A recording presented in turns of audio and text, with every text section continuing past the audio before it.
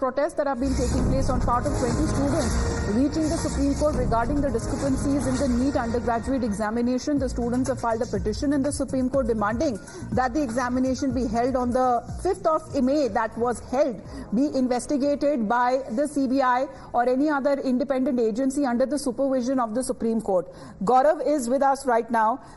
Gaurav, अगर बात की जाए इन्वेस्टिगेशन की, सुप्रीम कोर्ट के तहत बताया जा रहा है कि सीबीआई की मांग को लेकर एक अलग दिन जो कार्रवाई है उसकी तय कर दी गई है। बिल्कुल, देखिए कल भी इस तरह की पिटीशन जो है वो सुप्रीम कोर्ट में इनको लेकर सुनवाई हुई थी, जिनमें पूरे नीट एग्जामिनेशन प्रोसेस में सीबीआई जांच की मांग की गई थी। जो ये पिटीशन है दरअसल ये एक तन्मया शर्मा है जो कि कोटा की रहने वाली है और इसके अलावा इसमें कई और स्टूडेंट्स हैं जिन्होंने साथ में मिलकर ये पिटीशन लगाई है। और ज्यादातर जो इसमें पिटिशनर्स स्टूडेंट हैं उन्होंने इस बार नीट के एग्जाम में 620 से ज्यादा स्कोर किया है। उनका ये कहना है कि जितना स्कोर इस बार उन्हें मिला है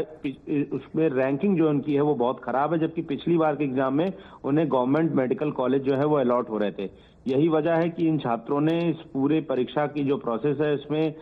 इसकी पूरी एक फॉरेंसिक जांच की मांग की और कहा है कि या तो कोई स्वतंत्र एजेंसी, जांच एजेंसी या फिर सुप्रीम कोर्ट द्वारा कोई एक कमेटी जो है इस मामले में कॉन्स्टिट्यूट की जाए जो इस मामले में पूरे एग्जाम की जांच करे, और इसी को लेकर उन्होंने सुप्रीम कोर्ट में पिटीशन दाखिल की गई है। इसके अलावा इस पिटीशन में नीट की जो परीक्षा है उसको दोबारा कराए जाने की भी मांग की है और कहा कि केंद्र सरकार द्वारा जो बनाया गया नेशनल टेस्टिंग एजेंसी है वो एग्जाम कराने के दौरान जो है वो पूरी तरह से ट्रांसपेरेंसी रखे, किसी तरह का कोई पेपर लीक ना हो और पेपर कराने के दौरान किसी तरह के अनफेयर मींस का भी इस्तेमाल ना हो, इसको पूरी तरह से सुनिश्चित किया जाए। इस तरह की मांग फिलहाल की गई है। हालांकि आपको बता दें कि अभी तक जितनी भी पिटीशन सुप्रीम कोर्ट में नीट को लेकर आई हैं सभी को अब 8 जुलाई के लिए लगाया गया है, जब सुप्रीम कोर्ट वेकेशन बेंच के बाद रेगुलर बेंच बैठेगी। हालांकि क्या इन याचिकाओं पर जल्द सुनवाई की मांग की जाएगी ये देखना मुश्किल लगता है, क्योंकि इस मामले में सुप्रीम कोर्ट पहले से दाखिल याचिकाओं पर 2